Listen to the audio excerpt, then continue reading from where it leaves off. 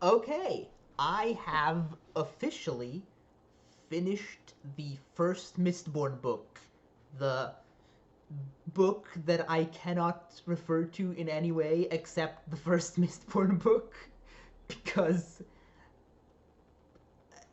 its official title is no longer its official title, and its new official title is just Mistborn, and therefore also the name of the series, which I have not finished. But the book formerly known as The Final Empire. Um, I finished it, and holy shit, I am I'm just blown away by this ending. To be honest, so much happened in this final section of the book that I did not see coming. Um, Full spoilers for the entire book, obviously, from this point on. Um, so let's start with the big thing that happens here, which is the Lord Ruler is dead. It's over. The final empire has been toppled. Um, I could not have seen that coming in a million years at the end of the first book. It seemed so obvious to me just by virtue of like the how stories are structured that obviously the Lord Ruler was the big bad of the entire series. He can't die in the first book. But apparently he can, and so can Kelsier, who did not come back to life, despite my hopes. Although, I guess my prediction that he'd come back to life turned out to kind of be true in a way, because I predicted that the what is the name of that thing? The Khandra. I predicted that the Khandra, who was impersonating Lord Renault, would somehow be involved in bringing him back. My prediction was that the Khandra was actually the one who died and that the real Kelsier was alive. Turns out I was wrong. The real Kelsier is dead, and the Khandra impersonated him post-mortem to do some more stuff. I'm I'm gonna count that as a half win for my predictive abilities. As opposed to the Lord Ruler's death, which is a complete loss for my predictive abilities. Um, I did kind of suspect that Marsh was alive. I did not expect that he would be an Inquisitor, but I did suspect that he was alive just because we never really, like, the body was very explicitly described as being unrecognizable, and they kind of just assumed it was Marsh because it would make sense for his body to be there. Um, but him being alive is a nice twist. I'm glad that he's alive because it sort of carries on the legacy of Kelsier's family and means the future books will still be able to sort of deal with their family backstory and maybe go into the whole mayor thing. Um, Also, I feel like considering how horrible being an inquisitor sounds, like the constant permanent agony that they are in from the iron spikes driven into their body, it could almost be argued that Marsh's sacrifice for the cause was as great or greater than Kelsier's, even though Kelsier's sacrifice was his life.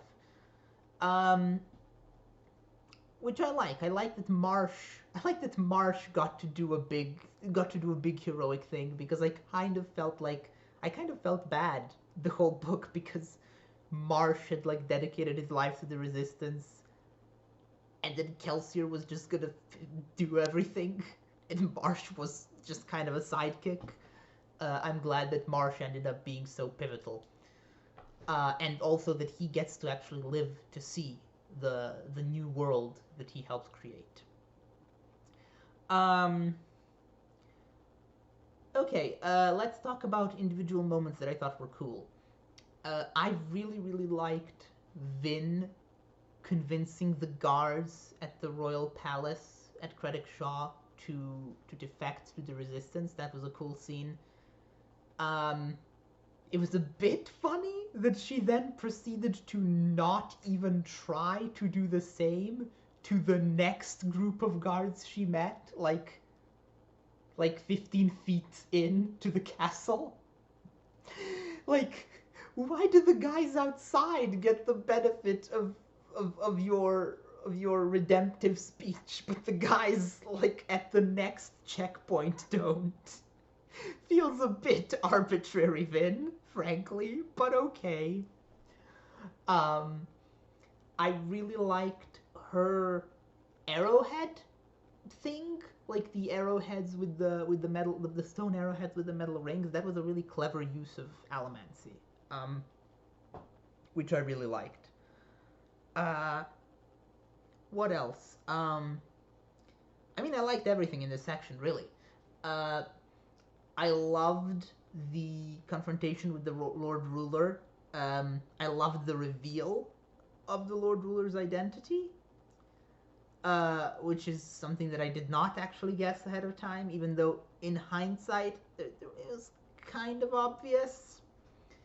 And they don't really go into this in the book. Like, they don't explicitly say it, they just kind of mention it a little bit in the epilogue, but they don't, like, actually put this exact thought into words. But I find it incredibly compelling as like a thematic narrative bit in the book that Rorschach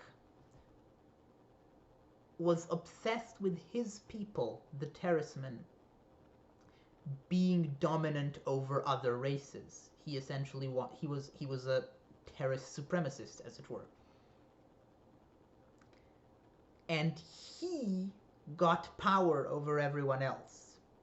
But because the nature of his power had to be kept secret, and because the only people who knew about the nature of his power and who might be able to identify it were other Terracemen, the cost of him getting to enact his Terrace supremacist dreams of conquest was the death, genocide, mutilation, and torture of the entire rest of his own people.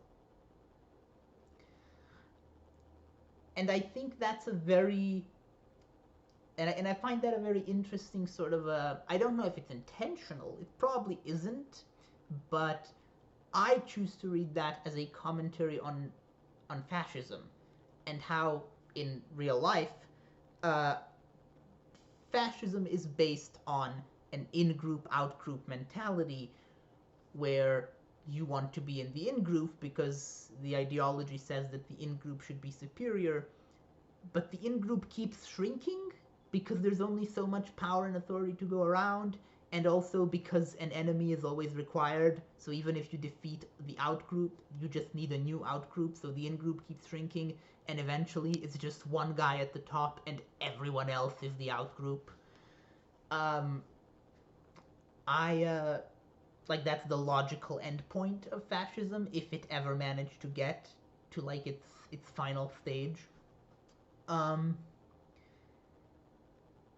I kind of feel like Rorschach's position here is a bit of a metaphor for that.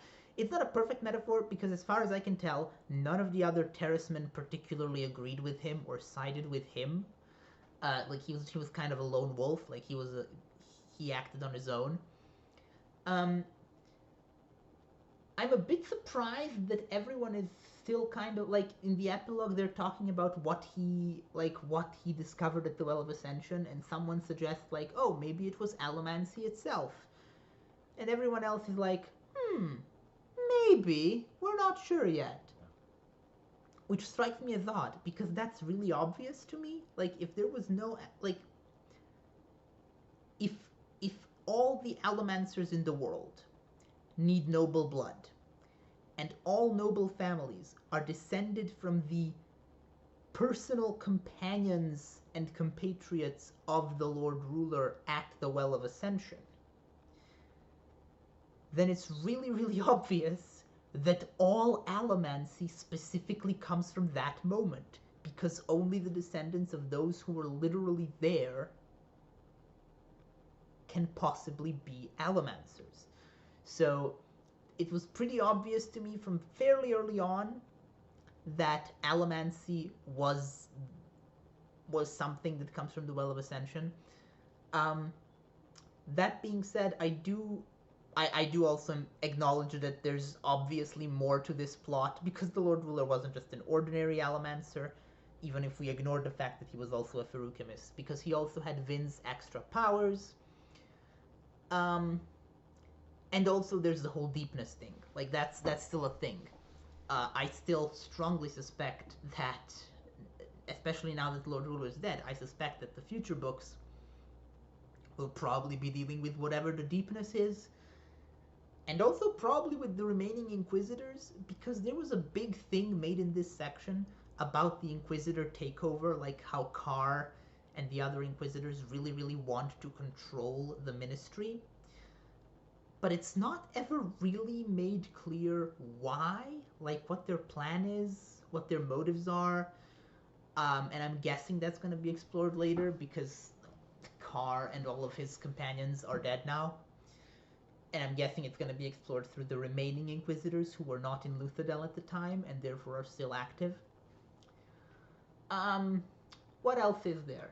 I really liked all of the reveals around how the Lord Ruler's power functions, because it's sort of it feels like the most direct example of the benefits of Sanderson's hard magic systems.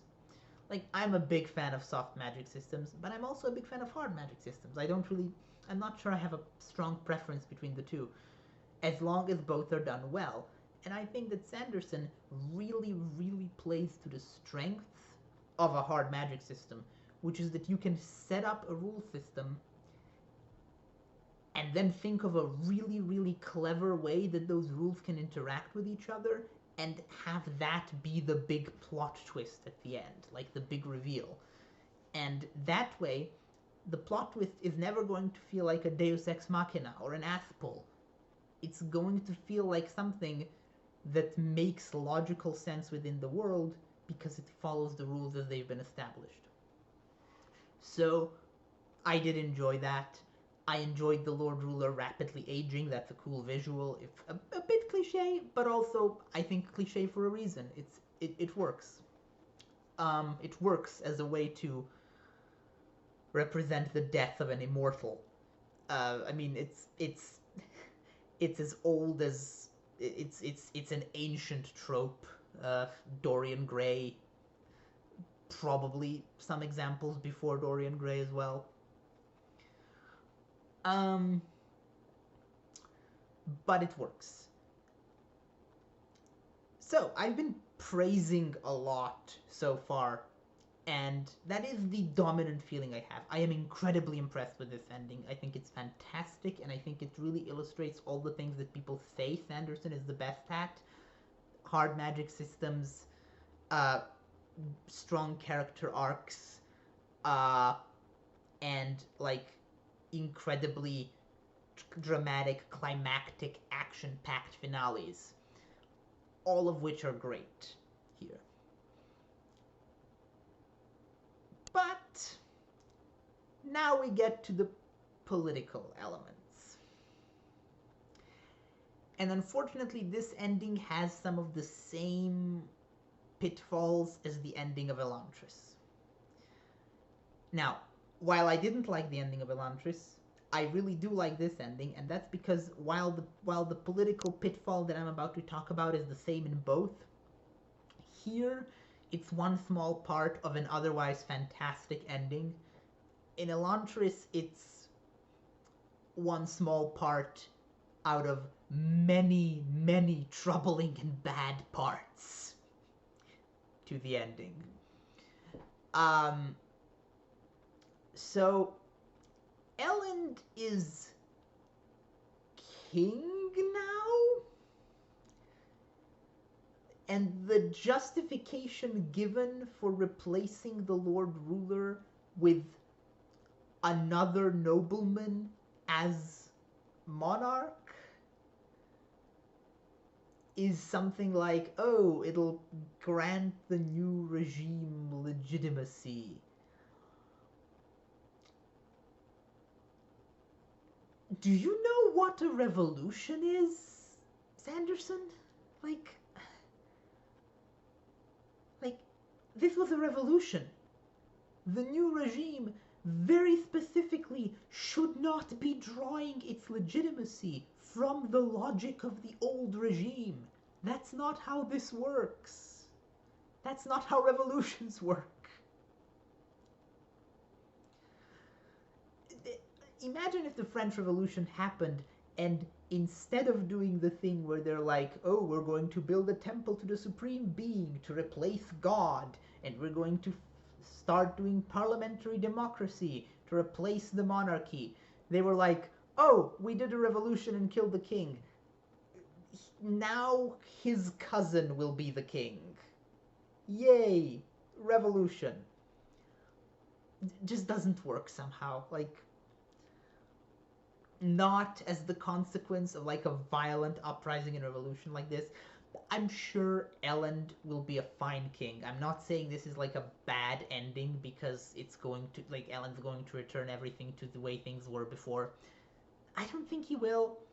And it's not as bad as Elantris because it's not returning to an old regime. It's just an insufficient change, in my opinion, to the current regime.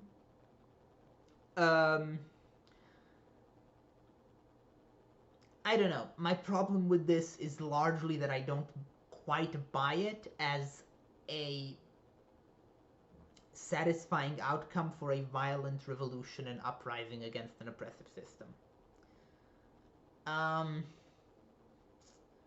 Just not very satisfying, frankly. That being said, I do think Elend is a fairly interesting character. I'm interested to see what he does with this power going forward in the next books. And I'm also going to predict right away that he and Vin aren't like that. This is just how this goes. There's no chance that he and Vin are just going to be a couple from this point forward. I'm betting that the next book starts like I don't know, 6 months later or something, and it's gonna be like, oh, well, even though they hugged at the end of the last book, they actually decided not to be together. So now we're back to having romantic drama. I'm hoping I'm wrong, but that's how trilogies work usually. Like, when there's like a romance subplot. So I won't mind if that happens. I'll just kind of like, I'll just find it kind of funny that if it's that predictable. I could be very surprised because so far a lot of other things about this book have not been predictable. Like the very fact that the Lord Ruler is dead now is blowing my mind. I'm still not like fully recovered and can't really imagine what to expect of the next book after an ending like that. What else did I have to say? Yeah, some overall thoughts on the book in general. I really enjoyed this book. I can see why it's so highly acclaimed. If I had mixed feelings about Elantris, overall, I do not have mixed feelings about this book. I love almost everything about it.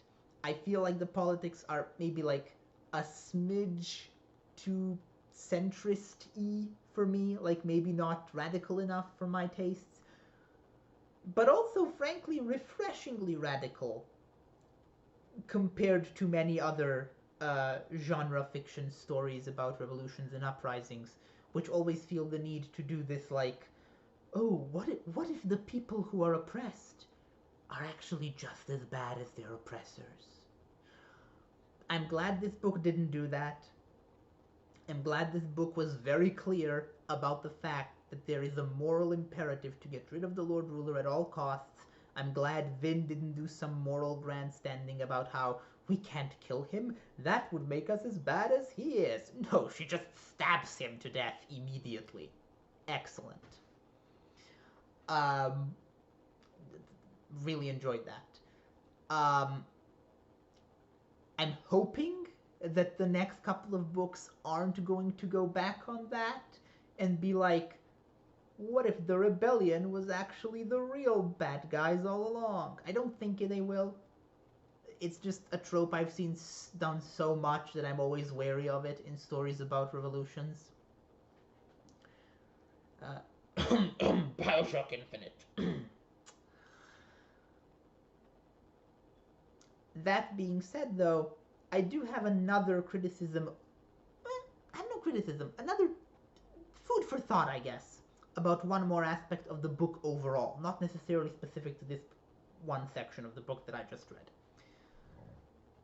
And that's the book's interesting handling of gender.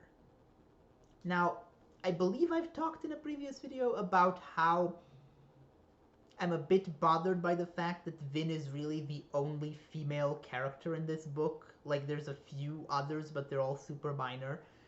And the entirety of the main cast, both good guys and bad guys, is like 100% male. Like, the only, like, even just thinking back over the course of this entire book, literally the only woman I can remember as a prominent character is Sean Ilariel, and she just gets killed off very quickly, and was never really a developed character. She was just like a minor side villain, I guess, for Act 2 of the book. So I'm like, there's definitely an issue there, I think, with the lack of female characters here, and the fact that Vin, the only female character, is kind of has a very not like other girls vibe. And she's also quite similar to Serene in another way. Both of these characters are characters who sort of exist within the borders of gender. Like, gender presentation, various like gender stereotypes and stuff. Like they're both female characters who have some very masculine traits that make them feel like they don't quite live up to society's expectations of femininity, but they're also not completely like opposed to society's expectations of femininity. Like, they're open to embracing that side of themselves, but not at the cost of the other side. It's interesting gender exploration, and I'm totally fine with it. My only issue is, so far, only women get to have these interesting stories about their gender. Male characters, like both of the female leads of Sanderson's books so far, have had character arcs and character motivations that are very much tied to their gender. Like, they spend time thinking about it. They think about how well they fit into the expectations of their gender. Do they want to fit in? Which of those expectations are actually harmful and they should give up on them? And this is all great. I don't mind it. In fact, I like it. I much prefer that to having characters who just blindly adhere to gender norms. But it's weird that none of his male characters really grapple with this stuff. There hasn't been a male character so far where I can say that a theme of their story arc is like masculinity and their relationship to it. And that's weird because I do kind of feel like the romantic male leads of both storylines, Raoden in Elantris and Elend in this book, like, there's a potential there for such an exploration, because both of these are characters who are not typically masculine. Like, they both come from like fairly, like, from societies where there's certain expectations of attitude. Like, a lot of them, like in Elantris, Raoden's father is like a fairly brutish, misogynistic, uh, somewhat simple-minded man. And he's not really in touch with his emotional side. He's just very I don't know how to describe it. You know what I mean. If you've read Elantris, you know what Iadon is like. And Strathventure is kind of similar. They're not. It's not necessarily a warrior culture because neither Strathventure nor Iadon are warriors of any kind. But there is definitely like a strong vibe of like this society has certain ideas of masculinity, especially like upper class masculinity, and neither Raoden nor Elend fit into that. And with Elend, it's even a bit more explicit because like the whole thing where he was taken to a ska sex worker who was then executed was his father's idea of making him into a man. But this is never explored. Like, neither character ever thinks about this. Neither character is ever like, oh, I struggle with the expectations of masculinity or whatever. Like, they do, but the book doesn't seem to identify that as the thing they're struggling with. And I think that's like a symptom of the way society sort of treats male as default and female as like a deviation from the default. So what you've got there is essentially like this idea that men kind of don't have a gender in our society. I mean, we absolutely do, but the perception is that we don't. Like this is not neutral human with an added layer of maleness. This is just neutral default human, and then a woman is neutral default human with an added layer of femaleness. So femininity can be explored more easily than masculinity because it's not taken for granted. Like, it's not treated as like a part of who you like basically what being a human being is. I've gone off on a tangent about this for too long. I'm just saying, I would like to see some male characters maybe explicitly questioning their society's gendered expectations of masculinity, and not just female characters doing the same. But definitely keep having female characters who do the same, because that's just unequivocally good in my opinion. Although it would be nice to maybe have more than one woman per book. Brandon, come on, maybe develop at like 2 women per book sometimes, because you seem to be good at developing multiple male characters.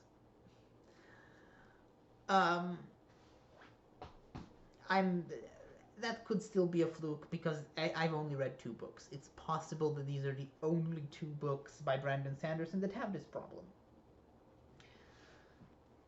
But so far, it's a pattern that's existed in 100% of the books I've read, which is just 2.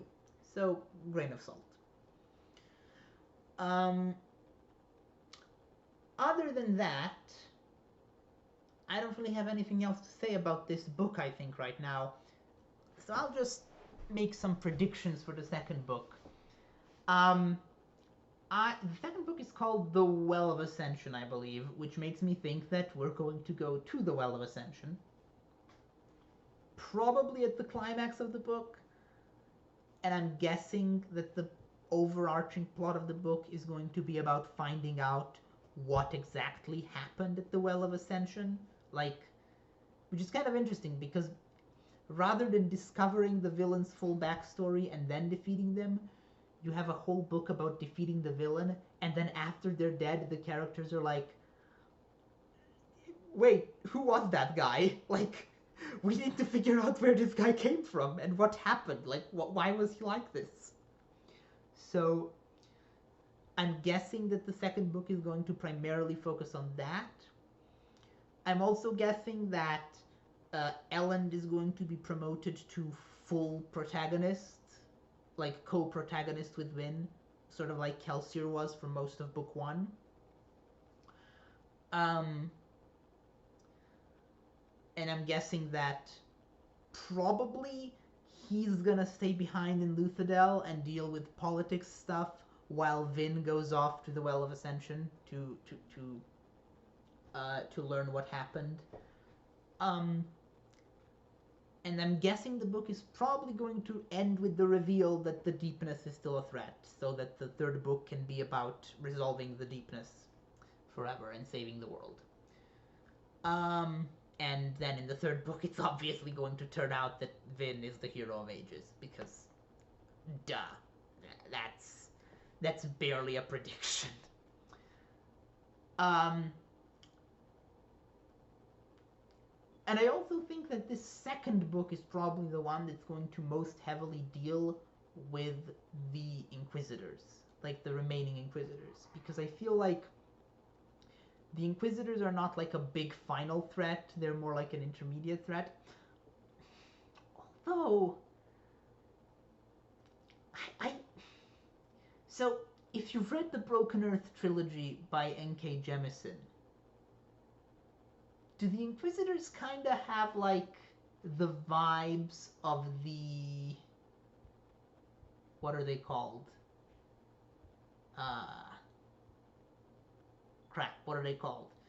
The thing that Shafa is in the Broken Earth trilogy. Wardens? No, not Wardens. The people who have Warrant as their name, I think. There's some definite similarities I'm getting there, and if those similarities continue in terms of like the nature of the Inquisitors, then they might very well end up being more important later on in the story than I'm expecting, and not just an intermediate threat. I'm also guessing that book 2 is when we finally get to see the Koloss, because it feels weird that we haven't, since they've been mentioned so much. We might also discover the inevitable 12th metal, because there's obviously a 12th metal. Like Vin acknowledges in this section, like, oh, this metal that lets me see someone else's past is obviously like paired with either gold or atium, which means that there's gonna be another metal paired with the other one, because metals come in pairs. So, I think that it's just a matter of time when the 12th metal shows up, either this book or the next. Oh, one thing I forgot to talk about. My theory about Vin's earring, that it's suppressing her true powers, was all but confirmed in this section. Because Vin is able to do something no one's ever done before, and something that she hasn't been able to do before, which is draw allomantic power directly from the mists rather than from metals inside of her stomach. And she does this thing while her earring is not in her ear. It gets ripped out by the Lord Ruler. And suddenly, Vin is able to do this thing. And then she puts the earring back in. And she doesn't make this connection. But because I've been obsessed with this earring the whole book, and assuming it's going to be something big, I immediately noticed that. So my prediction is by the end of the second book, we'll probably know more about that. And we might even get like a confirmation and more fully understand the nature of Vin's powers.